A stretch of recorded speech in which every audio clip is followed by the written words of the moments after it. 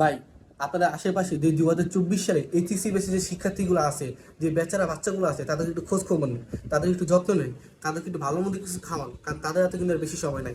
কারণ এরকম ঐতিহাসিক ব্যাচ আমি আজ পর্যন্ত দেখি নাই। প্রথম হইলো কি স্যার, বন্যার কারণে সিলেট বিভাগে পরীক্ষা স্থগিত। তারপরে হলো কি স্যার, কোটা আন্দোলন। কোটা আন্দোলনের ফলে বিশাল বড় একটা বন্ধ পড়লো। কোটা আন্দোলন যখন অনেকটা শান্তির মুখে বা অনেকটা বন্ধ পড়তে গেল, তখনই কি শুরু হলো ভাই, কারণ থানার ভিতরে যত খাতা যত প্রশ্ন আছে সব পুড়ে গেছে। এরপরে যে সেনাবাহিনী প্রধান, উনি বললো আমি সচিবের সাথে বা বিভিন্ন উপচারের সাথে কথা বলেছি, তারা বলেছে কি স্যার অটো পাশে একটা ব্যাপার স্যাপার।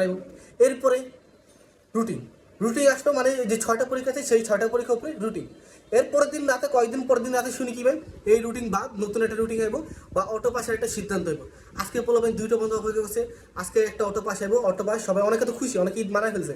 পরে 2টার পরে দেখে না কোনো পরীক্ষা হবে না, যে 6টা পরীক্ষা আছে সেই 6টা পরীক্ষার উপরে 50 মার্কের করে পরীক্ষা হবে। হায় রে ভাই,